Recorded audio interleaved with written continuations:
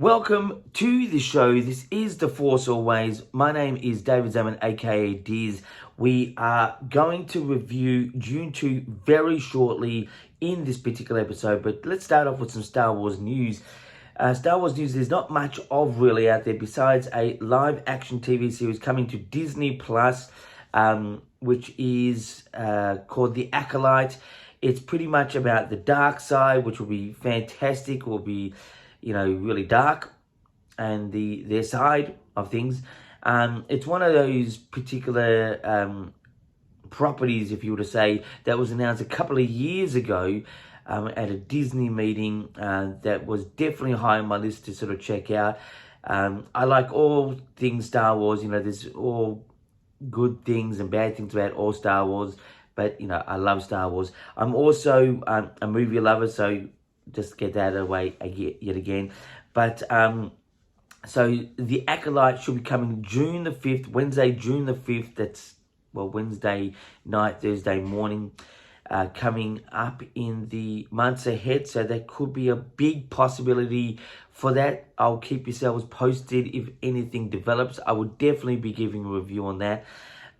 What is streaming at the moment is The Bad Batch. The season 3 episodes have dropped.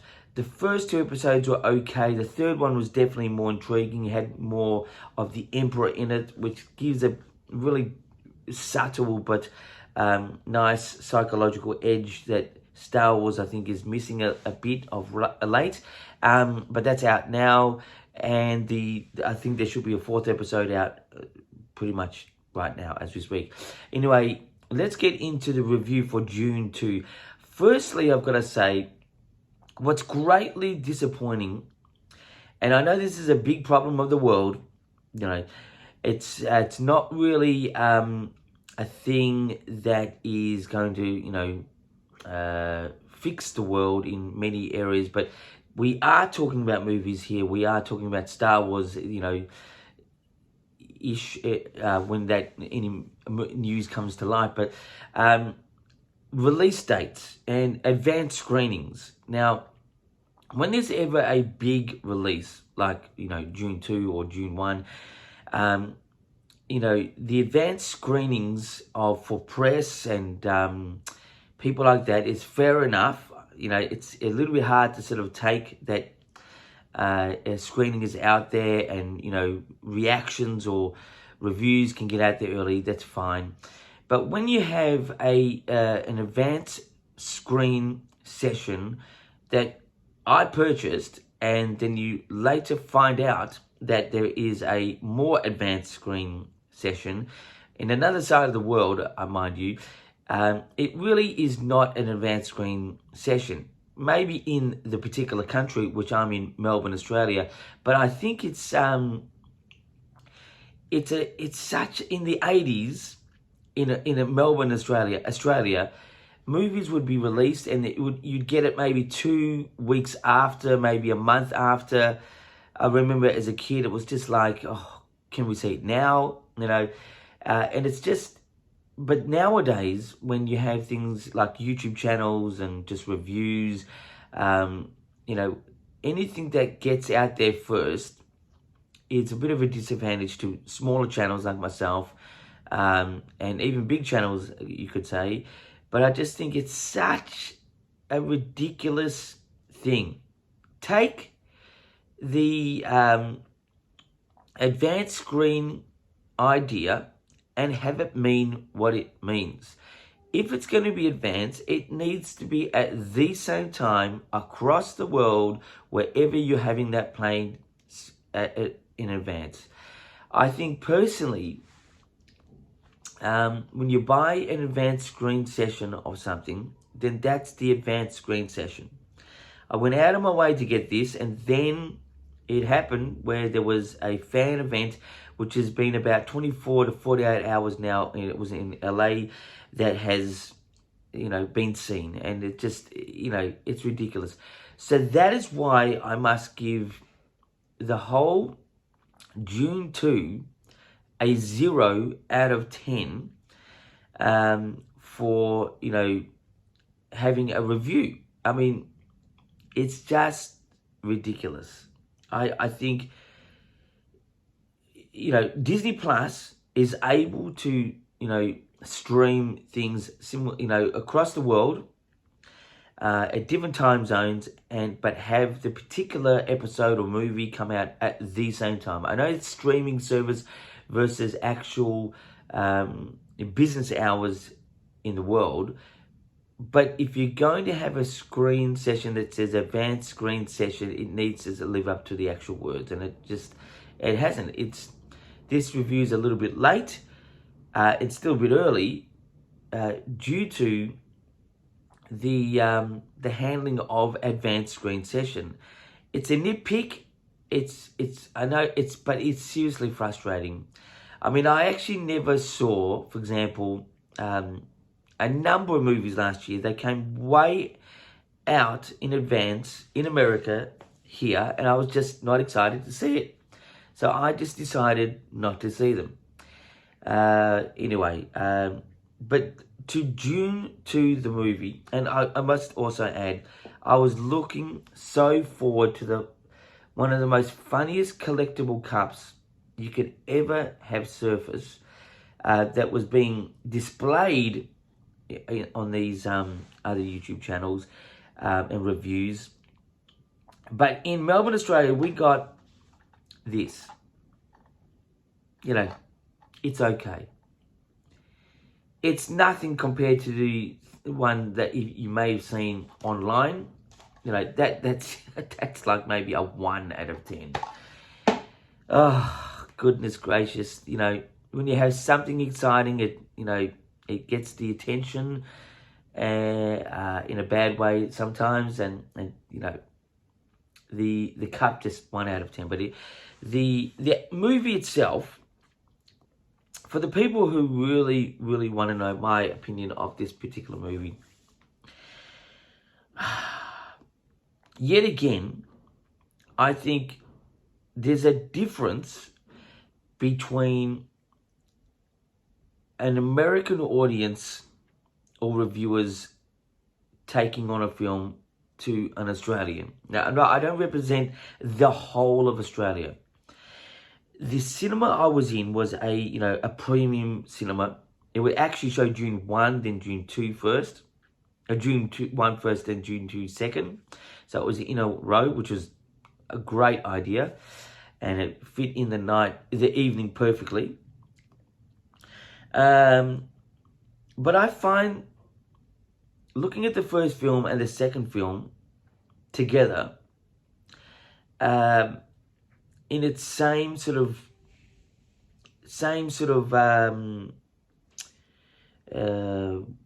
intensity. Like it was long, it was dry, obviously being in the desert like area, and it was great dialogue. It's an actor's film. Like the actors taking on this film, it's just an actor's film. It's like really fun and exciting.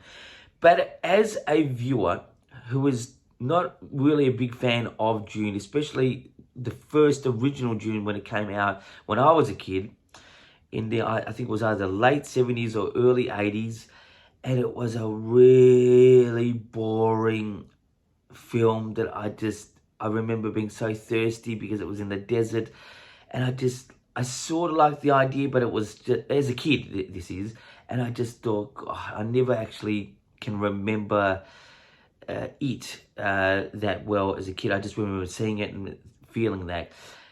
Dune 1 really is a better version of that film that I saw in the original film.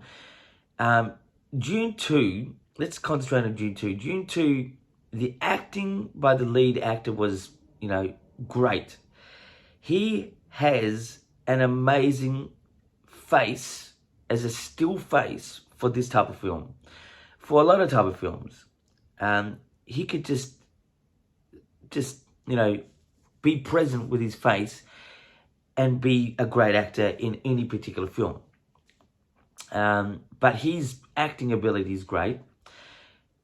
The co-star, which was technically his, and this is a bit of a spoiler, his girlfriend, if you to say, is great as well.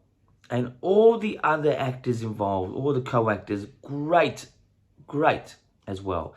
So the acting was, really high. The look of the actual film was amazing. The story itself is of a classic good versus evil type story. It's told in a different type of way. But I thought it was just stop, start all the way to the end. It was not as an epic finish as you would think to a second part of a film or a finale, if they were to take this as a finale. But it was good. It was just not a great film. It was a good film. To really give you a score out of 10 for the film itself, Dune 2, I would have to say a 6.5 out of 10. Entertainment-wise, it was a feast for your eyes. Acting ability and dialogue was just great. But the story itself, like what the actual film looks like, I thought was just a bit dry. And it's not a nitpick, it's just something that I felt from it. The audience I was in was not really enthusiastic. Not that there was many enthusiastic scenes in this, but an Australian audience is tougher as well compared to an American audience. You can really, you get those cheers, you get those sighs, you get all those things in an American audience. But there was not really a whole lot of chatter after the film, which said to me that it was seemed to be not so impactful, because usually a lot of people just stick around and talk about it and stuff like that. But it was a 6.5 out of 10. This film is getting a lot of praise, and it's being talked upon that could this be an Academy nominated film. I think it will be nominated, possibly, but I don't think it's going to win. Usually, from what I can tell, you would have to have something unique about the film or the actors themselves to really be a standout to win an Academy Award. And I just think there's not a whole lot of difference there.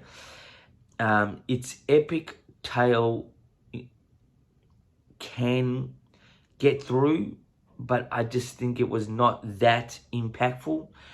This is sort of like, a Lord of the Rings or Star Wars moment, or even Harry Potter, when you go into the film and you feel like you're watching something iconic. I thought it was iconic, but I don't know for how long. I just think it's a little bit, as the film sort of looks, a bit dry. So I found the film, just for the record, good, just not great. But the worst thing about this whole film was the release of it being advanced screen session, which is an absolute joke in the world, even though this is not a big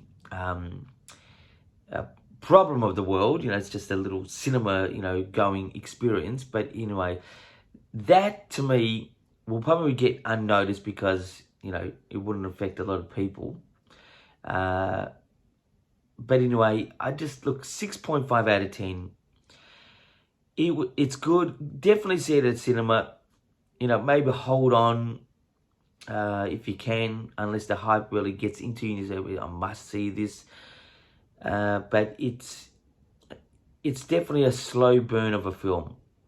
Seeing back-to-back Dune 1, Dune 2 was good, but it's a long night. And that's my review for Dune 2 as a Star Wars kid. Just a person who loves Star Wars, that's what I mean. From Melbourne, Australia.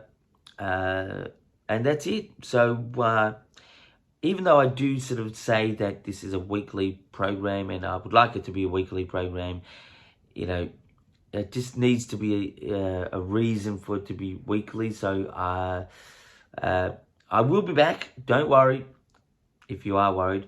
Anyway, until next time, as I keep saying, keep rocking and enjoy Dune 2.